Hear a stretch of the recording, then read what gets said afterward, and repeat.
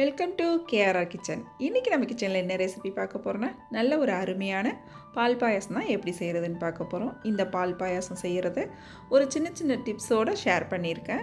ரொம்ப அருமையாக ஈஸியாக செய்யலாம் எல்லோரும். எப்படி செய்கிறதுன்னு நம்ம வீடியோக்குள்ளே போய் பார்ப்போம். அதுக்கு முன்னாடி நம்ம சேனலை இப்போ தான் ஃபஸ்ட் டைம் பார்க்குறீங்கன்னா சப்ஸ்கிரைப் பண்ணி வச்சுக்கோங்க. கூடவே பெல் சிம்பல் ப்ரெஸ் பண்ணி ஆளுங்கிற ஆப்ஷனையும் ப்ரெஸ் பண்ணி வச்சுக்கோங்க. இப்போ வாங்க இந்த பாயாசம் எப்படி செய்கிறதுன்னு பார்த்துடலாம். இன்றைக்கி பாயாசம் செய்கிறதுக்கு நான் 1 டம்ளர் அளவுக்கு நைலான் ஜவ்வரிசி எடுத்து நல்லா ஒரு 2 மணி நேரமாக ஊற வச்சுருக்கேன். இந்த ஜவ்வரிசி நல்லா ஊற வச்சிங்கன்னா தான் நல்லா சீக்கிரம் வெந்து வரும். இப்போ 1 டம்ளர் ஜவ்வரிசிக்கு 1 டம்ளர் தண்ணி சேர்த்து நல்லா வேக வச்சு எடுத்துக்கும். ஜவ்வரிசி பாருங்கள் நல்லா வெந்து வந்துருச்சு. இப்போ ஒரு பேனில் 1 டீஸ்பூன் அளவுக்கு நெய் சேர்த்துக்குங்க. நல்லா ஒரு 10-15 முந்திரி பருப்பு 2ஆக உடச்சிட்டு நல்லா சேர்த்து ஃப்ரை பண்ணி எடுத்துக்குவோம். இப்போ முந்திரி பருப்பு நல்லா இந்த அளவுக்கு நிறம் மாறினதுக்கப்புறம் இதை ஒரு கிண்ணத்துக்கு மாற்றி வச்சுக்குவோம். எல்லாத்தையும் எடுத்து வச்சதுக்கப்புறம் மீதம் இருக்கிற அதே நெய்யில் நம்ம சேமியாவையும் வறுத்து எடுத்துக்குவோம். 1 கப்பு ஜவ்வரிசி எடுத்திங்கன்னா 1/2 கப் சேமியா எடுத்துக்கோங்க. அந்த அளவு கரெக்டாக இருக்கும். நான் 1/2 கப்பு சேமியாவை உடச்சிட்டு அளந்து எடுத்துருக்கேன். இதையும் நல்லா வறுத்து எடுத்துக்கோங்க. வறுத்த சேமியாவாக இருந்தாலும் ஒரு 2 செகண்ட் நல்லா வறுத்துட்டு சேர்த்திங்க அப்படின்னாக்கா பாயாசத்தில் நல்லா ஒன்றோட ஒன்று ஒட்டாமல் நல்லா வெந்து வரும். இப்போ பார்த்திங்கன்னா ஜவ்வரிசி நல்லா வெந்து திக்காகி இருக்குது. தண்ணி கொஞ்சம் தேவைப்படுது. அதுக்கு நான் சுடுதண்ணி ஊற்றிக்கிங்க. தண்ணி நல்லா சூடு பண்ணி சேர்த்துக்குங்க. பச்சை தண்ணியை சேர்த்துறாதீங்க. பச்சை தண்ணி சேர்த்தோம் அப்படின்னாக்கா பாயாசத்தோட டேஸ்ட்டும் நல்லா இருக்காது. நம்மளோட சேமியாவும் நல்லா வெந்து வராது. அதனால் தண்ணியை கொதிக்க வச்சு சேர்த்துக்குங்க. தண்ணி பத்தலைன்னா இப்போ தண்ணி சேர்த்ததுக்கப்புறம் நம்ம வறுத்து வச்சுருக்க சேமியாவை இது கூட சேர்த்து நல்லா ஒரு தடவை ஒன்று கலந்து விட்டுருங்க.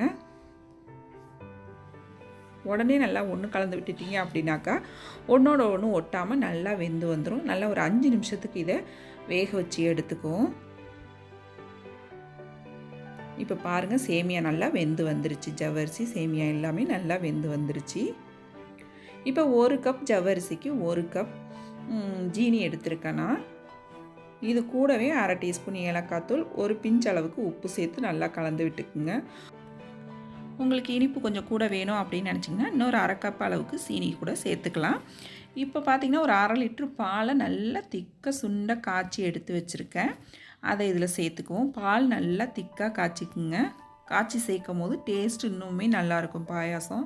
பால் பாயாசம் அப்படிங்கிறதுனால பாலை நல்லா சுண்ட காய்ச்சி சேர்த்தோம்னா தான் டேஸ்ட் நல்லாயிருக்கும். முன்னாடியே காய்ச்சி ஆற வச்சுக்குங்க. சூடான பால் சேர்க்கக்கூடாது. நம்ம ஆற வச்ச பாலை தான் இதில் சேர்க்கணும். இப்போ பால் சேர்த்து நல்லா ஒத்தாப்பில் ஒன்று கலந்து விட்டுக்குவோம். இப்போ பாருங்கள் நல்லா கலந்து விட்டுட்டேன். இப்போ நம்ம வறுத்து வச்சுருக்க முந்திரி பருப்பையும் இதில் சேர்த்துக்குவோம். சேர்த்து நல்லா கலந்து விட்டு அடுப்பை சிம்மில் வச்சுக்குங்க. பால் ஊற்றும் போது ரொம்ப கூட வச்சிட்டிங்கன்னா டக்குன்னு திரிஞ்ச மாதிரி ஆகிடும். அதுக்கப்புறம் பால் ஊற்றி நம்ம கொதிக்க விடக்கூடாது. நல்லா ஒரு 2 செகண்ட் லைட்டாக ஒரு சூடு ஏறினோன்னா டப்புன்னு ஆஃப் பண்ணிடணும். நீங்கள் கொதிக்க விட்டிங்கன்னா பாயசம் திரிஞ்ச மாதிரி ஆகிடும். இது போல் இருக்காது. அதே சமயம் இது போல் தண்ணியாக இருக்கிற மாதிரி பார்த்துக்குங்க. பாயாசம் ஆறுனதுக்கப்புறம் கொஞ்சம் திக்காகும். இன்னொன்று இந்த நைலான் ஜவ்வரிசி சேர்க்குறப்ப பார்த்திங்கன்னா பாயாசம் கட்டியாக மாறாது. கொஞ்சம் தளன்னு தளர்வாகவே தான் இருக்கும். நீங்கள் இந்த அளவுக்கு தண்ணியாக வச்சிங்க அப்படின்னா சாப்பிட்றப்ப கரெக்டான பதத்துக்கு இருக்கும். நைலான் ஜவ்வரிசி சேர்த்து செஞ்சு பாருங்கள். பால் பாயாசம் ரொம்பவே சூப்பராக இருக்கும். நீங்களும் இதே போல் இதே அளவுகளோட இந்த பால் பாயாசத்தை செஞ்சு பாருங்கள். செஞ்சு பார்த்துட்டு எப்படி இருக்குன்னு எனக்கு கமெண்ட் பண்ணுங்கள்.